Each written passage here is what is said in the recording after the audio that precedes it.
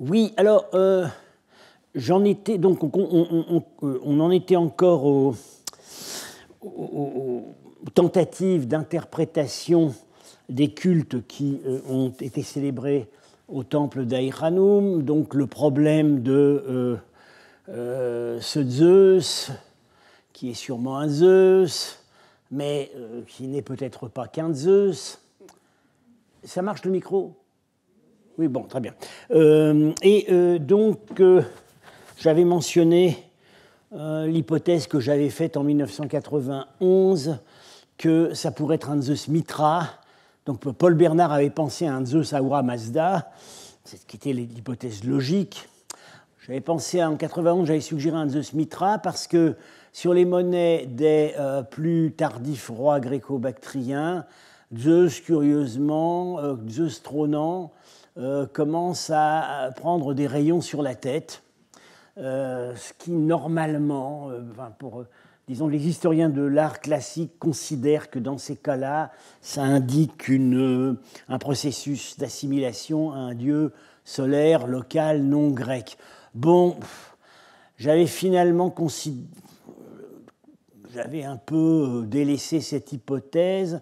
Alors, je dois dire, entre-temps, voilà, je tombe sur ce type de document. Ça, c'est le dernier roi indo-grec qui a régné à Kaboul et au Gandhara, Hermaïos. Et là, bon, vraiment, c'est difficile de voir encore Zeus.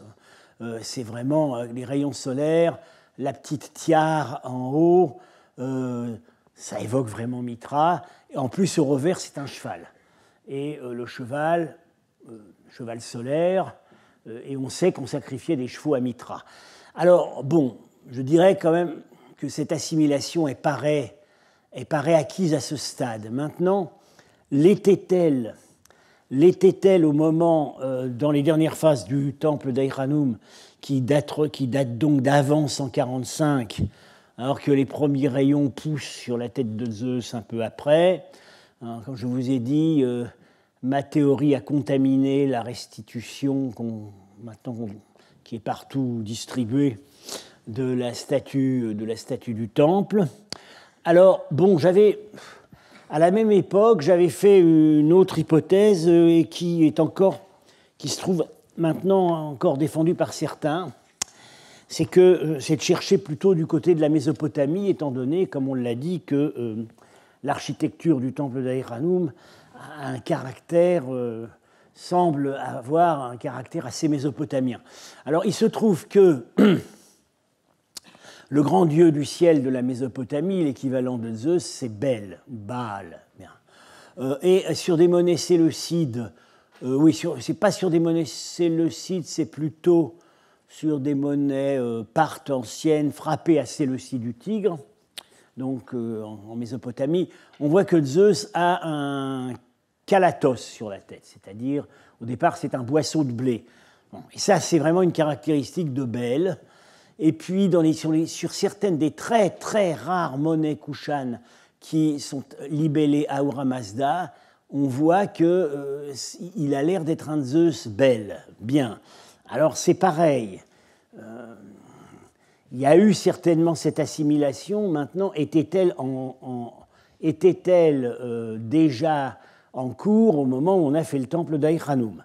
Alors, on a quand même une mention assez ancienne dans les documents araméens du satrape de Bactre qui ont été publiés il y a une vingtaine d'années. C'est la correspondance du satrape de Bactre avec un de ses subordonné qui est dans une oasis un peu plus à l'est. Il est question dans un document d'un sacrifice à Bel. Voilà. C'est écrit en araméen Bel.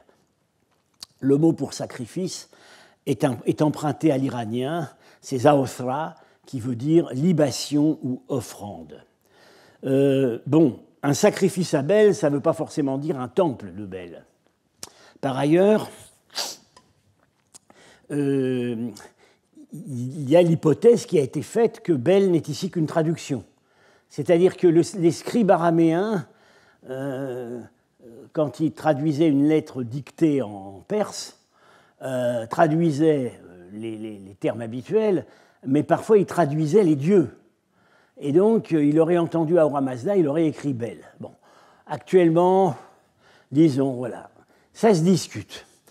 Bon, alors pour compliquer encore tout, à cette liste donc des partenaires possibles de Zeus, c'est-à-dire donc Ahura Mazda, Bel, Mitra, j'ai tendance maintenant à en ajouter encore un autre. Hein. C'est le dieu Vayu, qui est un dieu iranien, il est dans l'Avesta. C'est le dieu de l'espace atmosphérique et aussi des hauteurs. Bien. Alors, il est important, puisque dans son hymne, c'est-à-dire son Yacht, le Yacht 15, très développé, il a des caractères très guerriers, pas solaires, très guerriers. Alors, il n'est pas dit explicitement qu'il manie la foudre, mais il est porteur d'une lance pointue, et dans l'imagerie poétique, un dieu du ciel qui porte une lance pointue, ça veut dire un dieu de la foudre. Bien. Alors, il y a une vieille discussion qui remonte en fait, une vieille discussion quant à la question de savoir si il n'aurait pas été le grand concurrent d'Ahura Mazda dans l'Est iranien dès l'époque de l'Avesta. Alors, cette discussion a été lancée par un grand savant suédois qui avait par ailleurs des idées un peu bizarres, mais c'est le propre des grands savants, surtout en histoire des religions. C'était Stig Vikander qui a consacré un de ses livres à Vayu et à l'étude de son hymne. Alors, il y a beaucoup de choses caduques là-dedans, mais malgré tout, il y a des choses qui restent solides. Bon, voilà. Alors, lui, il pensait que c'était le grand, comment on dit, disait dans la terminologie allemande, Hochgott, grand Dieu, le Dieu qui est en haut, le Dieu suprême. Alors, il pensait que dans l'Est iranien, ça avait été lui, le Hochgott, et qu'Ahura Mazda ne l'avait jamais délogé. Alors, ce qui est quand même curieux, c'est que quand on prend les monnaies, aussi bien que l'onomastique bactrienne, sur une longue durée, des couchants jusqu'à la conquête arabe, on a très peu Ahura Mazda, très très peu, 2-3 misérables monnaies, mais Vayu est très très très représenté. Alors, il ne s'appelle pas Vayu, il porte un nom dérivé, Wesh, en fait, ça vient de la forme nominative avestique, Wayush. Il est écrit Wesh en bactrien, et donc à la fin des mots bactriens, il y a toujours un O, donc c'est Oesho. Pendant longtemps, on a dit ça veut dire Shiva, etc. Non, le nom, c'est Vayu. Bon. Alors, ce qui quand même m'intrigue, c'est que il y a une seule divinité bactrienne qui a été figurée avec une statue, par une statue qui, assez à l'évidence, ressemble à une vieille statue grecque récupérée. Voilà, et on voit ici un roi Kushano-Sassanide, donc ça se situe à la fin du IIIe siècle, non, début IVe, voilà, qui, oui, hormis ce premier, c'était une monnaie émise à Merv, mais on a des monnaies identiques émises à Bactre. Alors, la légende Pélévi identifie le dieu comme Burzowan Diazad, ça veut dire le dieu maître des hauteurs. Mais c'est transparent, parce que l'épithète principale de Vayu, c'est Uparo Kairio, ça veut dire celui qui agit en haut. Donc là, on voit quand même que dans le seul cas où un Zeus porte le nom de Vayu, porte un nom local, il est identifié comme Vayu. Alors, toujours pareil, à quand ça remonte ? Est-ce que déjà à l'époque du temple d'Aïranoum, c'était lui ? Bon, je crois qu'on n'aura malheureusement jamais la réponse à la question, à moins qu'on trouve d'autres documents de l'époque du royaume gréco-bactrien qui pourraient confirmer ou infirmer la théorie. Alors, donc, on a donc vu que on tient quelque chose au temple d'Aïranoum, c'est la sandale de Zeus. Bien, on a déjà ça. Et puis par ailleurs, on a la magnifique plaque que j'ai déjà présenté, qui représente la déesse Cybèle, hein, donc dans son char de face, comme une statue, avec Niké, alors là tout à fait à la grecque, la déesse de la victoire, des symboles astro, soleil, lune, étoile, Vénus, ou peut-être Sirius, tirés par des lions sur des montagnes, avec un prêtre qui a une allure plutôt syrienne, qui fait un sacrifice sur un autel, et un autre qui tient le parasol. Voilà.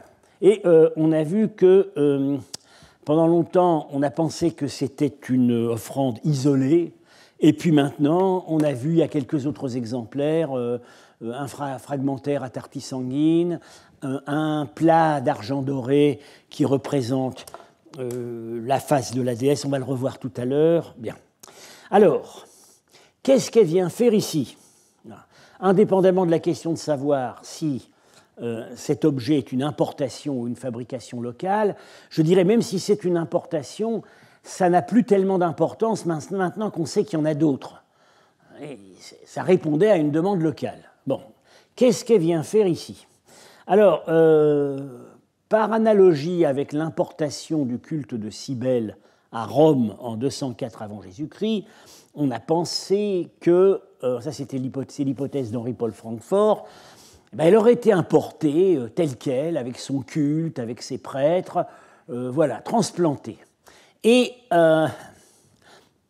les prêtres de Cybèle, et Attis, qui est le jeune amant de Cybèle, on les appelle les Galles. Et les Galles, ce sont des eunuques, des gens qui se sont castrés eux-mêmes, avec un tesson de poterie, lors de la cérémonie d'initiation. Bon, si vous allez au musée archéologique d'Ostie, vous voyez toute une rangée de gros personnages sans barbe qui ont l'air peu sympathiques. Ce sont des statues funéraires, ce sont les Galles du temple local de Cybèle. Bien. Alors, est-ce que le culte aurait été importé avec ces Galles? Est-ce que ces personnages sont des Galles? Alors, il se trouve que au trésor de Mirzaka, qui est un trésor, disons, dans cette partie du trésor, il a été trouvé à l'est de Kaboul, mais cette partie du trésor, ce sont des ex-voto en or d'époque certainement achéménide, juste après, et qui généralement représentent un peu tout, mais parfois, quand ce sont des prêtres zoroastriens. Et là, il y en a un qui a l'air d'un Galle, il a le même bonnet pointu, voilà. Apparemment, il tient un tirse là, donc un bâton avec une pomme de pin. Donc, est-ce que ça indiquerait que ce type de prêtre avait été importé avec la déesse? Alors là, bon, tout est possible, mais il faut savoir une chose, c'est que si c'est le cas, c'est violemment non zoroastrien. Parce que, certes, en Iran, il y avait des eunuques, mais en aucun cas, quelqu'un qui n'a pas son intégrité physique peut célébrer un culte. C'est une règle absolue dans la religion zoroastrienne. Donc, en aucun cas, un prêtre ne peut être un eunuque. C'est même dit explicitement dans l'Avesta à propos de telle ou telle déesse. Une prostituée, un eunuque ne pourra pas célébrer son culte. Alors, bon, le bonnet pointu, ça ne suffit pas à dire que c'est un Galle. Hein. C'est une façon, c'est un costume assez général qu'on trouve dans l'ambiance, disons, de syrienne, haute mésopotamienne. Voilà, à Doura Europos, le temple de Bel dont j'ai parlé tout à l'heure, d'époque parthe, ces prêtres ont ce type de bonnet pointu avec une longue robe blanche qui descend. Voilà, et ce ne sont pas des Galles. Bien. Donc, ça pourrait être... Voilà, le fait d'avoir des prêtres à bonnet pointu ne veut pas forcément dire que ce sont des eunuques. Alors, donc, tout ça devient quand même un peu compliqué et il y aurait quand même une autre explication.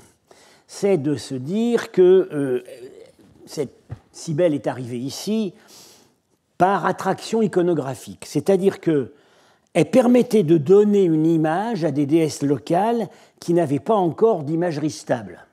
Et là, on pense aux grandes déesses irano-mésopotamiennes des eaux et de la fécondité, qui sont côté iranien Anaïta, côté mésopotamien Nana, sachant qu'il y a eu un procès Ishtar Nana, sachant qu'à partir de l'époque achéménide, un processus d'identification entre les deux a commencé à se mettre en marche.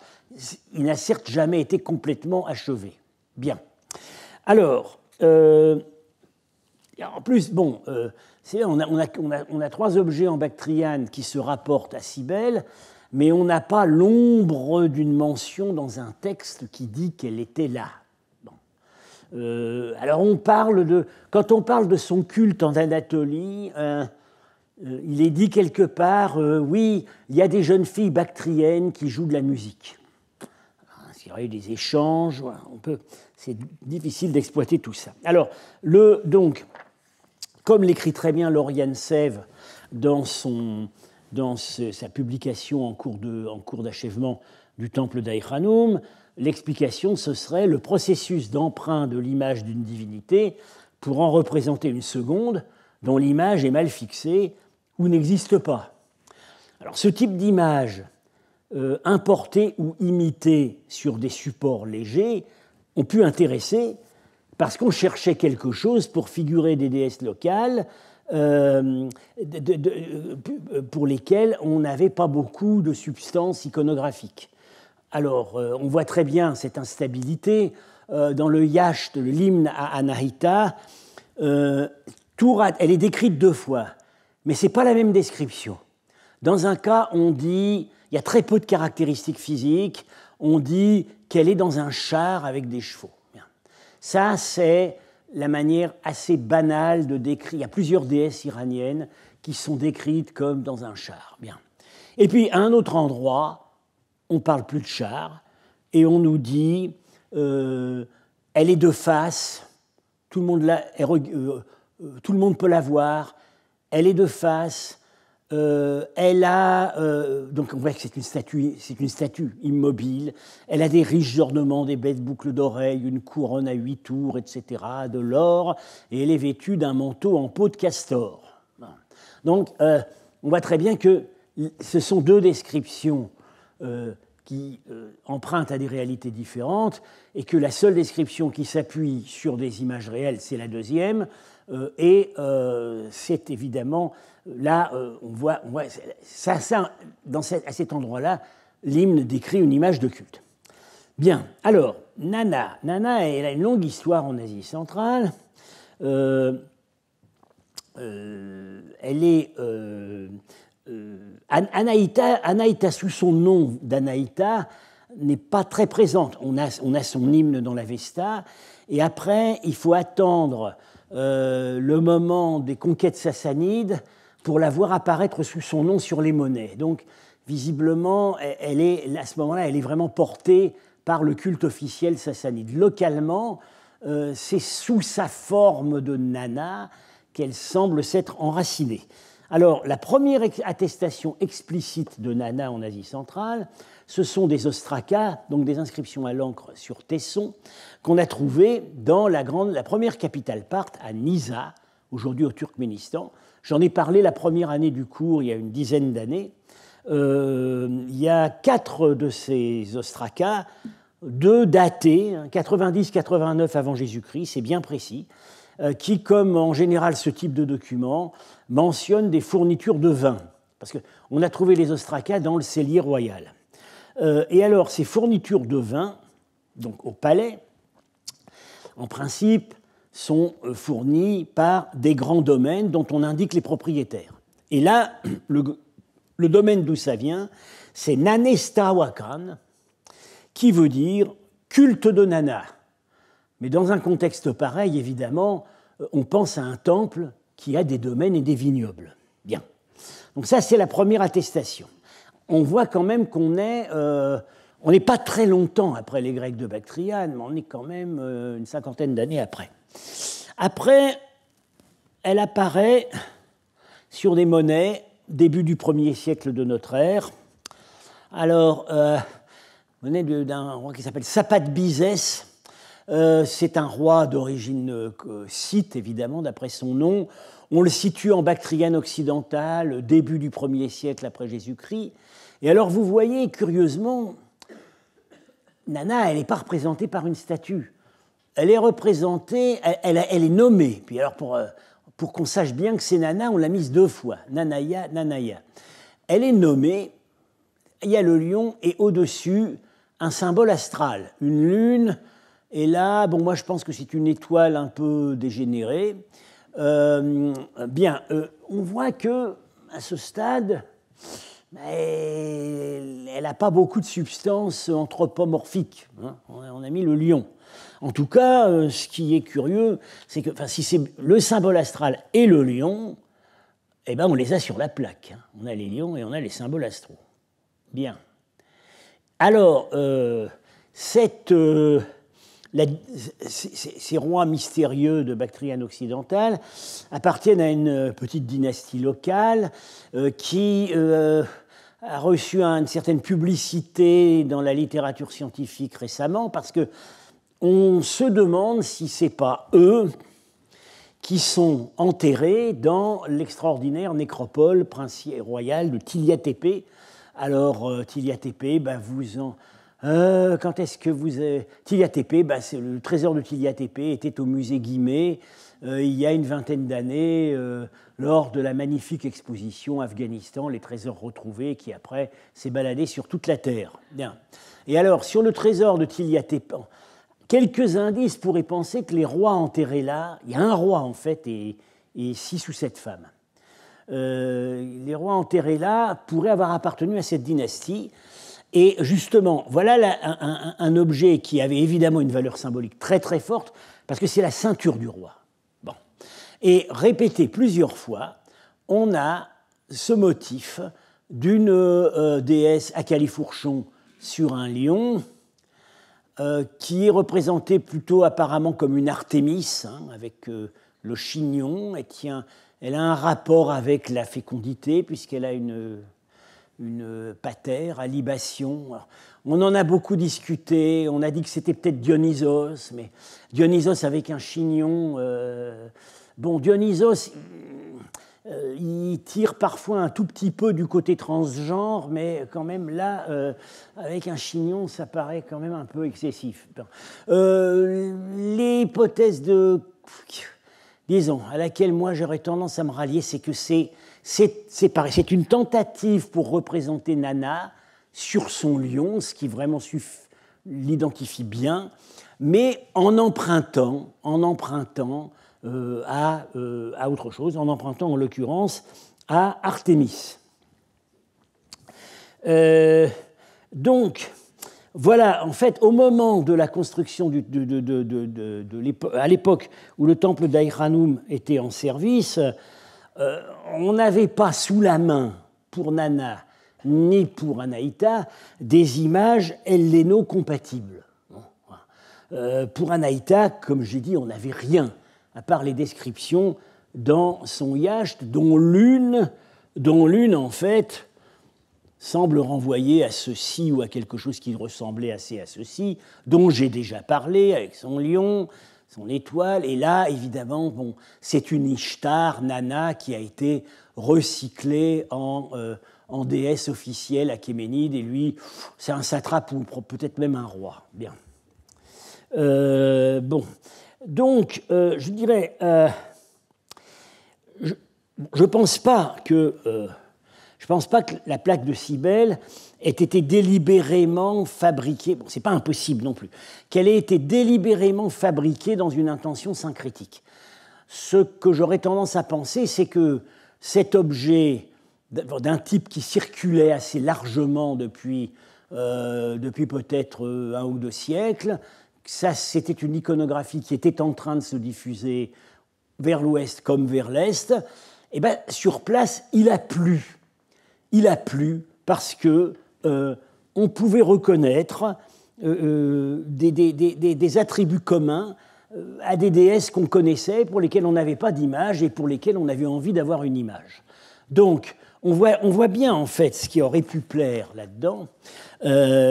Pour les gens qui voulaient une image de Nana, on avait les lions, hein, et l'imagerie astrale, hein, ce qui est quand même, voilà, les lions, l'imagerie astrale, qu'on a vu, qu'on voit ici, là, hop là, et qu'on a sur la monnaie de Sapat Bizès.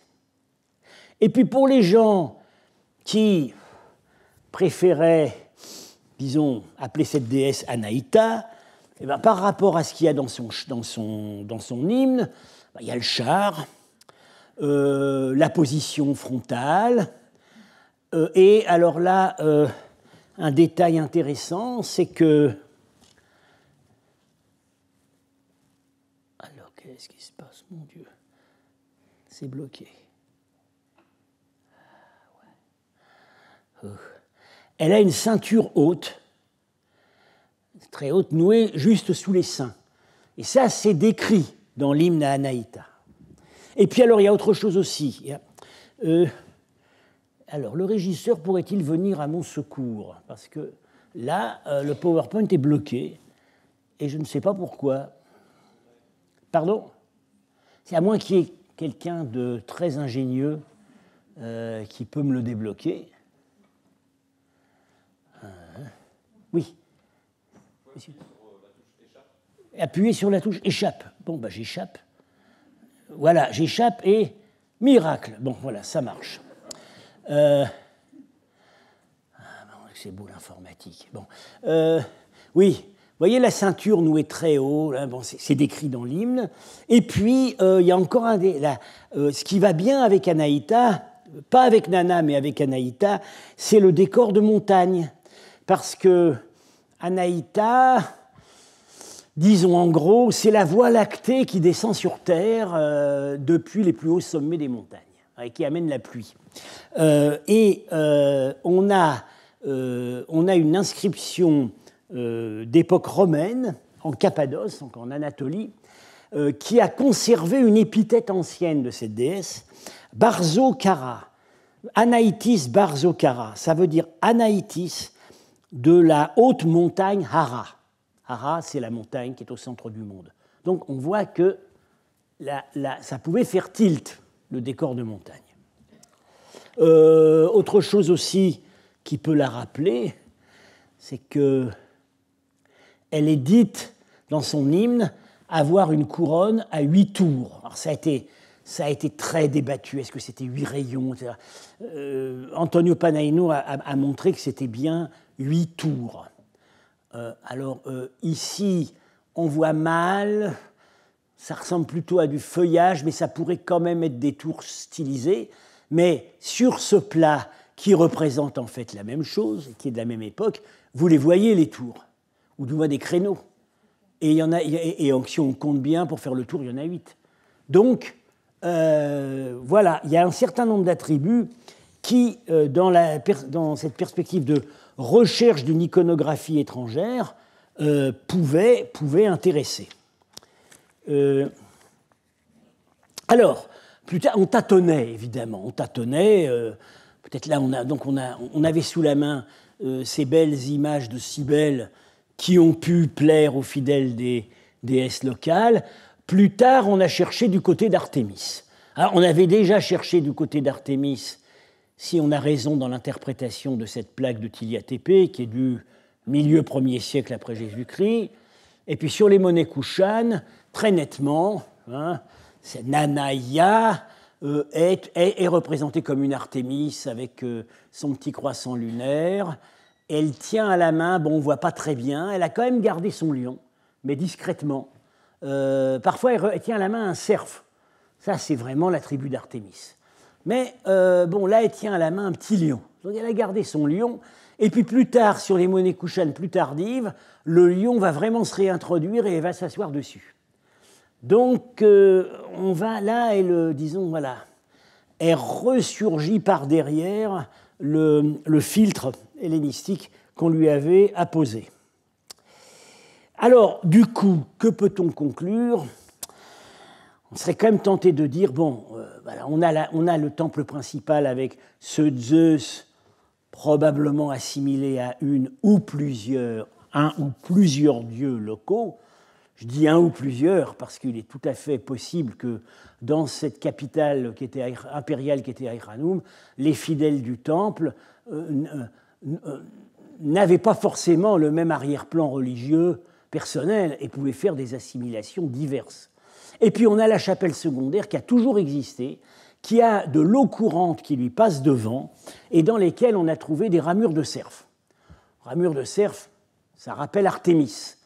Donc on pense ici à un culte d'une déesse féminine qui pouvait être éventuellement à la grecque assimilée à une Artémis, mais qui localement pouvait être une Anaïta, Nana, à laquelle convenait très bien ce type d'offrande. Pour conclure sur cette question, c'est quelque chose dont on ne s'était pas aperçu au moment de la fouille, mais Henri-Paul Francfort ensuite l'a montré et Lauriane Sève a l'air de produire des arguments en faveur. Le culte au moment de la chute des Grecs, il s'est arrêté dans le temple principal. Puisque il y a même eu vandalisme, puisque la statue du Zeus a été violemment massacrée, hein, on a trouvé des fragments, mais il semblerait qu'il ait continué dans la chapelle. Quelques indices qui montrent que ça n'avait pas été réoccupé. Donc, voilà, cette déesse de la fécondité, on ne tenait peut-être pas à la voir disparaître en même temps que les Grecs. Alors, pour terminer sur les fonctions de ce temple, dans l'Antiquité, les temples avaient des fonctions économiques, puisqu'ils possédaient des domaines, etc. Alors, dans le sanctuaire, dans le temple principal, disons le bâtiment principal du temple d'Aïranoum, on a à la dernière phase c'était la phase de réoccupation, une sacristie qui est complètement remplie avec des jarres de stockage, et on a trouvé aussi des meules. La question, c'est de savoir, est-ce que ça avait toujours été là, ou bien est-ce que c'est typique, c'est caractéristique de la dernière phase, quand le temple est désacralisé et réoccupé en fait en une espèce de grosse ferme. Là, on ne peut pas dire. Mais il y a une autre fonction, et là, ça, c'est beaucoup plus... ça mène sur des pistes en fait plus originales. C'est ce modeste document. C'est un ostracone, à nouveau, à l'encre sur un tesson. Et on a beaucoup d'inscriptions à l'encre sur tesson ou sur jarre entière à Aïranoum. Elles sont toutes en grec. Il y en a une seule en araméen, langue de la chancellerie, langue de la chancellerie achéménide. Mais bon, ça, c'est l'époque grecque. C'est la seule. On sait qu'elle vient bien du temple parce qu'elle a été trouvée entre deux états de réfection de la plateforme. Donc ça n'a pas été amené au moment des pillages tardifs de la ville, c'était bien dans le temple. Et cette unique inscription en araméen se lit ainsi. Bon, ce n'est pas forcément très clair. Il y a apparemment une énumération. Ce qu'on voit tout de suite, c'est qu'il y a des chiffres et des noms propres. Donc évidemment, dès le début, on s'est dit c'est un document comptable. Un reçu, quelque chose comme ça. Et il n'est pas complet, comme vous voyez. Sen 12. Alors, Sen, ça peut être un nom de personne iranien. 12. Alors voilà, Dat Barak, ça peut être un nom propre, mais ça peut vouloir dire le juge. 2. Kourak, ça c'est un bon nom local, c'est Cyrus en fait. Et là, un mot voilà, très intéressant, Einsch, ça veut dire une amende. 12. Et après, Armat, 13. À droite, 4. Et en main, 15. Donc c'est un reçu. Alors, le mot, évidemment, les deux mots intéressants là-dedans, c'est juge, si c'est bien juge, et c'est amende.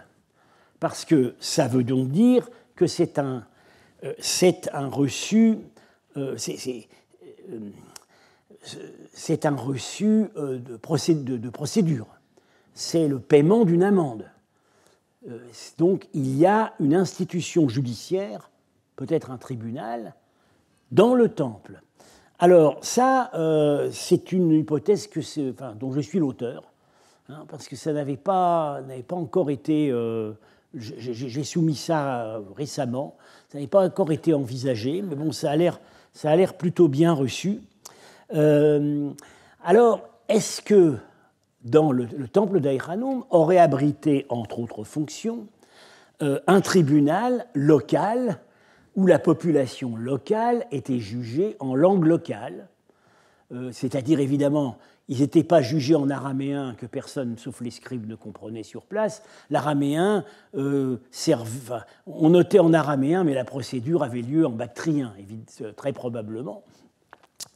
On pense tout de suite à un parallèle. Le justiciable le plus célèbre de l'Antiquité, Jésus-Christ. Il a d'abord comparu en tant que non-citoyen romain, en tant que juif. On l'a d'abord fait comparaître au temple de Jérusalem, devant Caïphe, le grand prêtre. Et c'est seulement après, quand Caïphe s'est déclaré incompétent, qu'on l'a amené devant Ponce Pilate, qui était le représentant des autorités romaines. Donc, on aurait là un bon parallèle. La justice locale, en langue locale pour les sujets locaux, était rendue au temple. Bien, alors, voilà ce qu'on peut dire. On pourrait dire beaucoup d'autres choses sur le temple d'Aïranoum, mais là, il faut attendre en fait la parution de la publication finale par Lauriane Sèvres, qui contient énormément de documentation. Bon, déjà, Henri-Paul Francfort avait publié les objets trouvés au temple, et c'est extrêmement riche comme apport. Bon, j'ai pas fait le détail de toutes les offrandes, de tout ça. Bon, dans la publication de Lauriane Sèvres, il y aura tout ça, plus beaucoup de réflexions. Et j'en viens maintenant au deuxième grand temple connu pour la période grecque, c'est-à-dire Tartisangine, qui est donc côté Tadjikistan, mais juste en face de l'Afghanistan, et à 100 km à l'ouest d'Aïranoum. J'ai déjà dit donc que par le plan, c'est en fait le plus... par l'allure, c'est probablement le plus grec des deux temples, puisque alors qu'à Aïranoum, les colonnades sont cantonnées dans la cour et dans la chapelle annexe, là, il y avait des colonnades très impressionnantes dans le temple lui-même, bien que son plan ne soit pas le plan d'un temple grec. On a donc, au plan primitif, on a la cella, ici avec 4 colonnes, des sacristies plus développées qu'à Aïranoum, enfin vraiment des grands corridors, un portique avancé, et sur les deux côtés, des ajouts qui ont contenu à une certaine phase des installations qui ont été interprétées comme des hôtels du feu. Mais là, on va revenir là-dessus, c'est très polémique. Bien. Voilà la restitution. Alors, un petit détail. Oui, on se demande si ces deux blocs-là auraient été rajoutés après coup ou auraient été dès l'origine.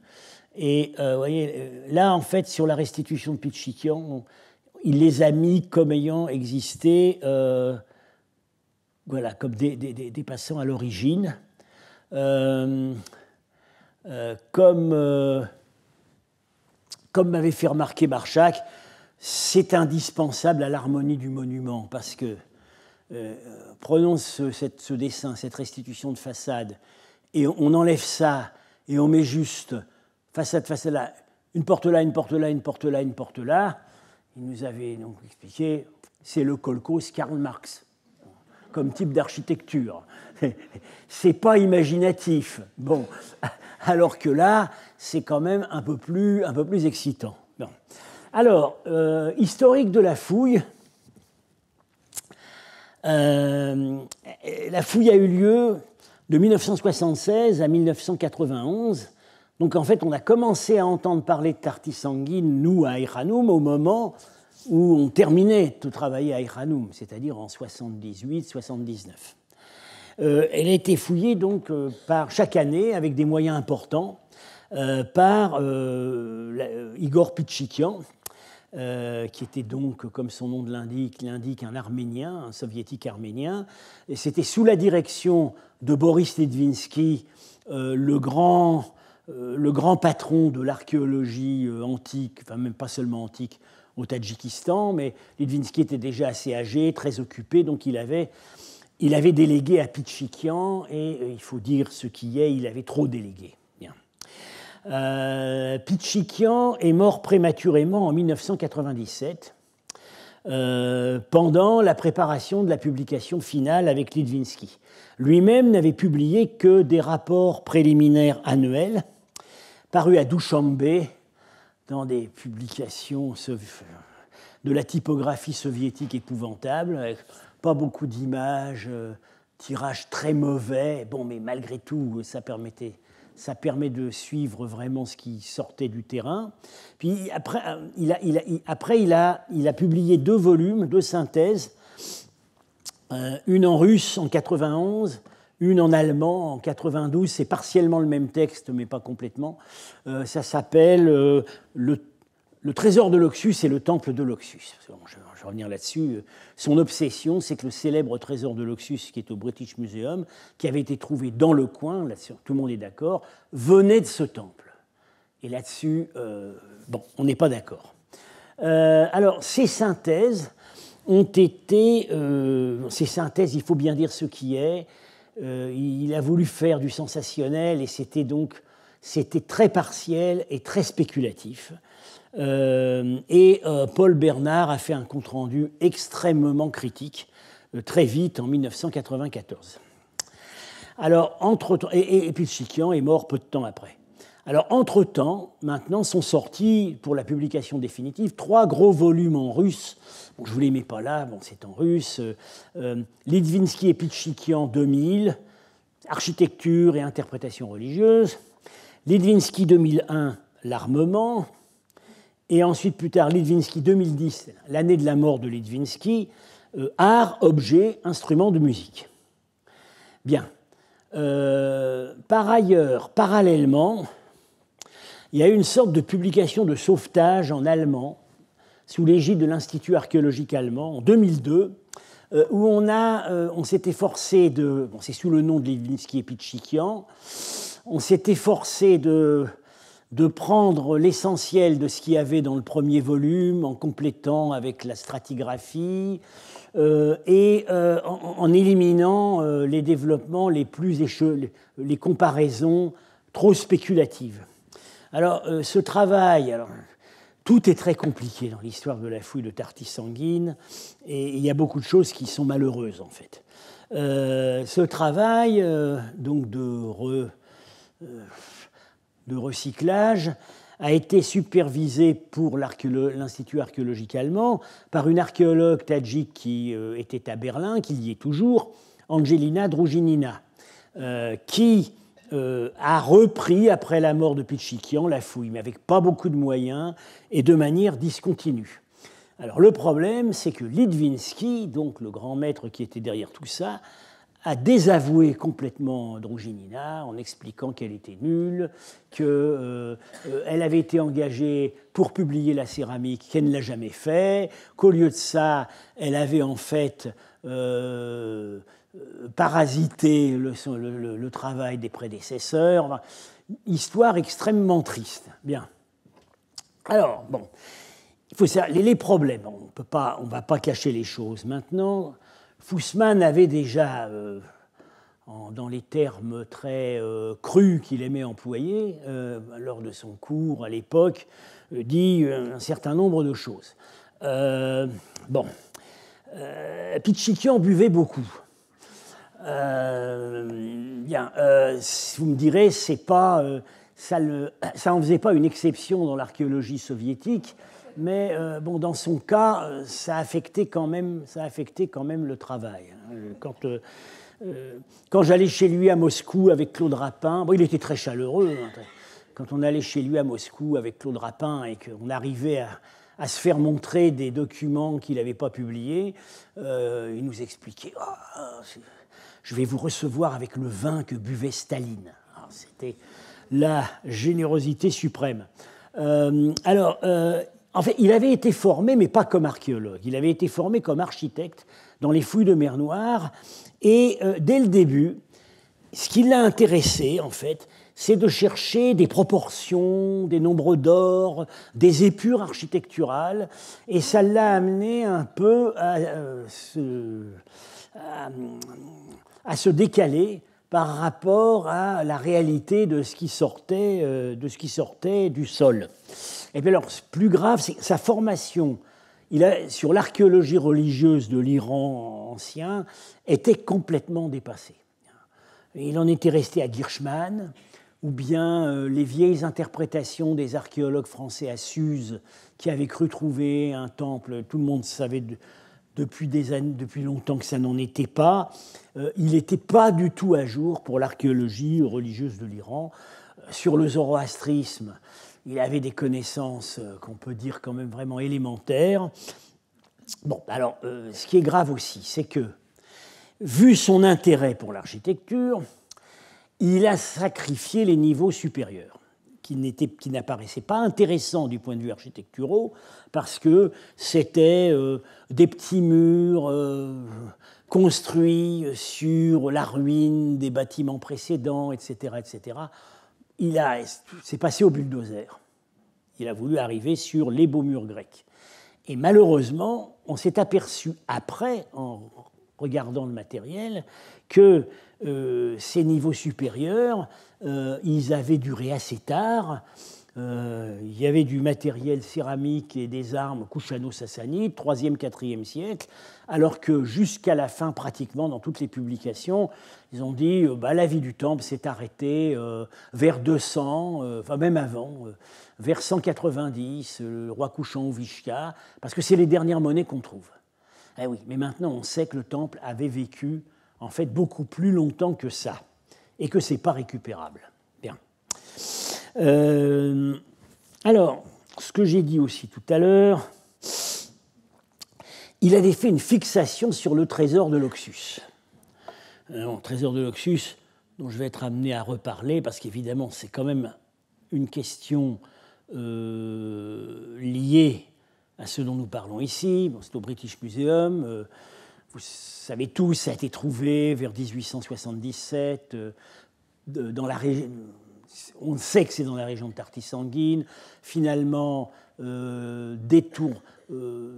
c'est parti vers Peshawar, où les Anglais ont réussi à tout récupérer, et ça s'est retrouvé au British Museum. Il est persuadé que le trésor de l'Oxus éclaire sur les cultes de Tartis-Sanguine. Oui et non. Parce que le trésor de l'Oxus, je serai amené à en reparler, ça vient probablement d'un temple qui était dans le coin, qui avait précédé le temple de Tartis-Sanguine, mais qui n'est pas le temple de Tartis-Sanguine. Le temple de Tartis-Sanguine est construit à l'époque grecque, le trésor de l'Oxus est d'époque achéménide. Alors, ce qui a aggravé encore la situation, c'est que après, on a trouvé le trésor de Mirzaka, dont j'ai parlé tout à l'heure, à l'est de Kaboul, qui a beaucoup de points communs dans le matériel avec le trésor de Tartis-Sanguine. Il y a le même type d'ex-voto en or, etc., sauf qu'il y en a 30 fois plus. Bien. Le trésor de Mirzaka, suite à des aventures que je ne vous relate pas, se trouve maintenant au Japon. Bien. Et quand ils ont voulu en faire l'étude et le catalogue, ils ont fait appel à Pichikian, puisque, évidemment, les comparaisons semblaient s'imposer avec le trésor de l'Oxus. En 1997, Pichikian est allé étudier ce matériel, et il a écrit un article. Bon, il y avait du sérieux, il y avait de la description dedans, mais par ailleurs, il y avait une sorte de roman qu'il a écrit. C'était une partie du trésor de l'Oxus qui s'était retrouvée détournée en cours de route en Afghanistan, la partie perdue du trésor de l'Oxus. Il a raconté des histoires. Enfin, c'est un petit peu comme Corto Maltese, la maison dorée de Samarcande. Il a fait preuve de beaucoup d'imagination et en fait, ce qu'on pense maintenant, c'est que le trésor de Mirzaka ressemble partiellement au trésor de l'Oxus parce que c'est de la même époque, parce que c'est l'art des ateliers des temples achéménides de l'Est, mais ce n'est pas le même trésor. Voilà. Mais alors, il s'est complètement focalisé là-dessus. Alors, par ailleurs, bon, il y a eu un manque de suivi dans certaines phases de la fouille. Et malheureusement, ça a conduit à un désastre dans deux endroits qui avaient une importance essentielle pour l'argumentation. C'est les supposées chapelles à feu, qui étaient donc là dans le bâtiment avancé, ces bâtiments avancés dont Marchak, avec les arguments que je vous ai donnés tout à l'heure, il ne faut pas que ça ressemble au kolkhoz. Karl Marx pensait que ça avait été construit depuis le début. Alors, voilà les seules photos de fouilles qu'on a des deux chapelles à feu. C'est un désastre. C'est un désastre parce que tout archéologue, voilà, on voit des morceaux, des blocs de pierre qui sont évidemment en récupération. On soupçonne que les grands trous au milieu, ici, et puis cette espèce de structure ici, c'est la phase ultime d'un autel. Mais ça, c'est un autel maçonné en terre. Là, tout a été enlevé par le fouilleur. Et ce qu'on voit ici, ça, ces espèces de petits murets là, que vous voyez là, comme ça, et comme ça. Là, ici, surtout, voilà, c'est le même d'ailleurs. Bon. C'est pas structurel. Les archéologues connaissent très bien ça, c'est ce qu'on appelle des bermettes. C'est-à-dire que c'est des petits témoins qu'on laisse pour voir la stratigraphie. Ça n'appartient en aucun cas à la structure du sanctuaire.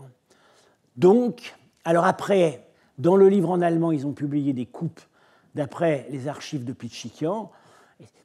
Ces coupes, on les verra plus tard, elles sont ininterprétables et, à mon avis, clairement reconstruites artificiellement.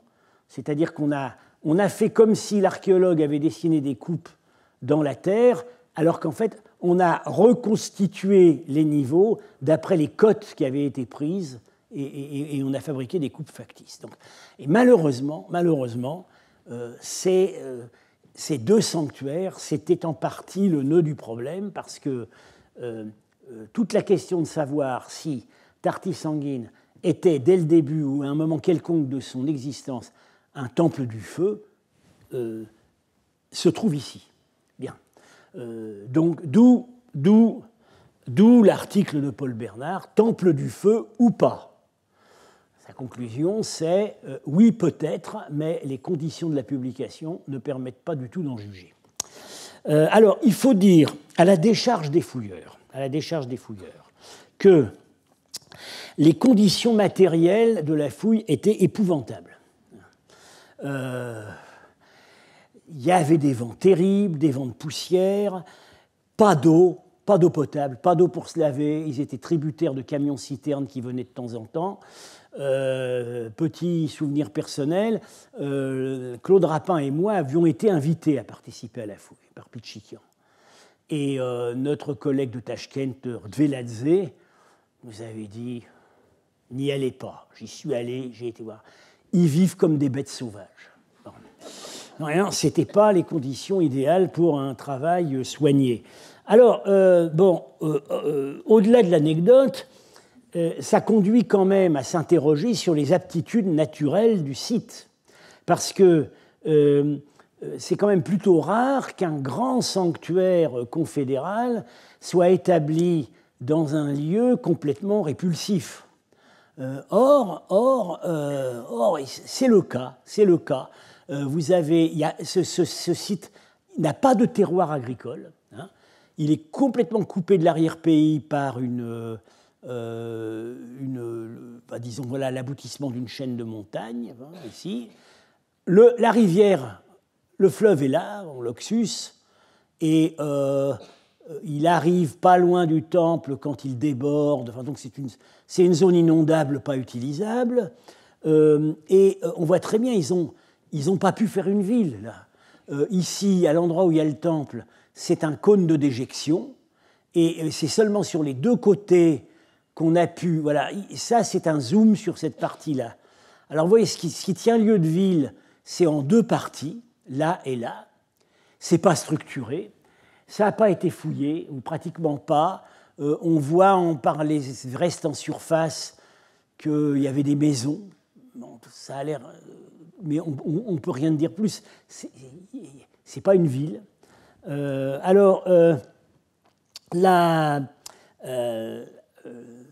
Il fallait vraiment, pour faire un temple de cette importance, à cet endroit, il fallait vraiment deux conditions, c'est-à-dire une sacralité exceptionnelle du lieu et une volonté politique forte. Bon, on va voir un peu plus loin que les deux existaient. Alors, la comparaison dans le monde grec qui vient à l'esprit, c'est Délos. Parce que Délos, grand sanctuaire confédéral de la Grèce, est un lieu peu habitable. Comme vous savez, il n'y a pas de terroir agricole, pratiquement pas, et il n'y a pas de source, pratiquement pas de source ni de puits. L'eau de Délos, c'est de l'eau de citerne. Ce n'était pas du tout un endroit favorisé par la nature. Bon. Alors, autre facteur qui a rendu qui complique la situation, c'est que le temple a vécu, selon les fouilleurs, 500 ans, d'environ moins 300 à plus 200, et probablement encore 100 ou 200 ans de plus, si on compte les petites réoccupations ultimes. Bon, et il a été, au cours de son existence, certainement, bien que ce ne soit pas attesté par les textes, mais la fouille a l'air de le montrer, il a été plusieurs fois pillé, en tout cas profondément remanié, au moins sous les couchants, puisque, en fait, le portique, les colonnes ont été sacrifiées, retrouvées en réutilisation. Le portique ici a disparu, on a fait un mur ici qui transformait, en fait, ce portique en cour. Donc, c'est un monument qui a profondément évolué. Mais Pichikian s'intéressait à l'état, en fait, l'état primitif. Bien. Alors, le résultat de la vie chaotique du monument, c'est que la quasi-totalité du matériel, et Dieu sait qu'il est riche, le matériel grec, immédiatement post-grec, a été trouvé caché dans des fosses qui étaient dans les couloirs, dans les corridors de sacristie.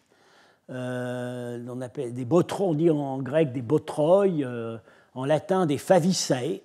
Tout était enterré dans des trous. Et ils en ont sorti des choses absolument incroyables. Alors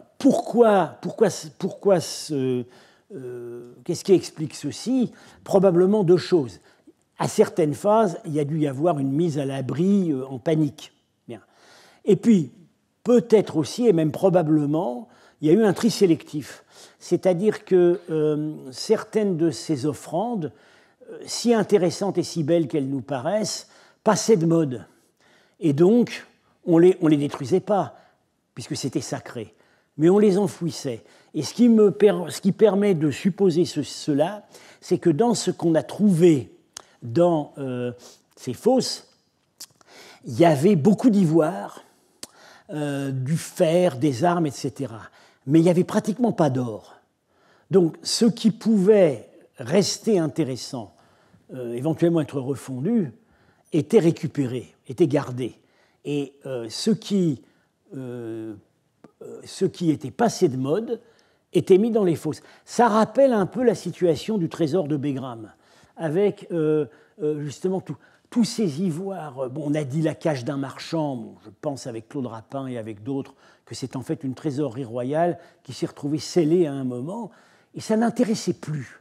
Et ces ivoires indiens qui nous paraissent si magnifiques à nous, probablement au bout d'un certain temps, pour les couchants, ça paraissait extrêmement moche. En plus, les derniers couchants ayant peut-être été plus zoroastriens que les premiers, il y a toutes ces nudités, ces divinités indiennes, etc., ça devait paraître répulsif, ça ne les intéressait pas. Et c'est probablement par ce processus de tri sélectif qu'il faut expliquer la situation. Bien, alors, j'en ai terminé pour aujourd'hui. Donc, la prochaine fois, donc, quand on le saura demain, je continuerai donc sur ce temple en étudiant les raisons de son implantation et surtout ce qu'on peut conclure sur les cultes qui y étaient pratiqués. Je vous remercie.